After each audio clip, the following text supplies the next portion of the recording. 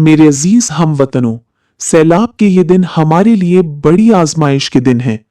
घर उजड़ रहे हैं, जिंदगियां डूब रही हैं और हजारों खानदान बेसहारा हो चुके हैं। उनके मालूमता, उनकी मवेशी और उनका कीमती सामान दरिया के पानियों में बहकर मुख्तलिफ जगहों पर जा रहा है। ऐसे में एक सवाल हम सब के सामने है, क्या ये सामान हमारा है या ये उन मुतासरीन की अमानत है?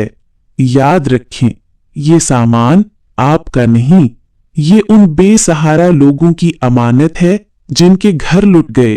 कुरान और हदीस में बार बार हमें याद दिलाया गया है कि अमानत में खयानत ना करो। रसूल अकरम सल्लल्लाहु अलैहि वसल्लम ने फरमाया, जिसके पास किसी की अमानत हो उसे चाहिए कि वो इसे अदा करे। सैलाब के दिनों में अगर कोई मवेशी या सामान आपके पास आ जाए तो ये अल्लाह की तरफ से एक आजमाइश है। आप चाहें तो इसे लूट सकते हैं, लेकिन असल ईमान ये है कि आप इसे हिफाजत के साथ असल मालिक तक पहुंचाएं। माल किसी जंग का माले गनीमत नहीं है कि हम बांट लें। ये वो लोगों का खून पसीना है जिन्होंने बरसों मेहनत करके अपने घर बसाए थे।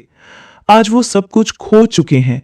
क्या हम उनके दुखों पर मरहम बनेंगे या उनके जख्मों को गहरा करेंगे? सोचिए, क़यामत के दिन हम अल्लाह के सामने क्या जवाब देंगे? अगर आपने किसी का मवेशी पकड़ा या कोई सामान आपके हाथ लगा तो अल्लाह की रजा उसी में है कि आप उसके मालिक को ढूंढें या कम से कम अमानत को महफूज रखें। याद रखें, अमानत में खयानत करके शायद दुनिया में तो कोई पूछने वाला ना हो, मगर आखिरत में सबसे पहला सवाल यही होगा। रसूल सल्लल्लाहु अलैहि वसल्लम ने फरमाया, जब अमानत जाया कर दी जाए तो क़यामत का इंतजार करो।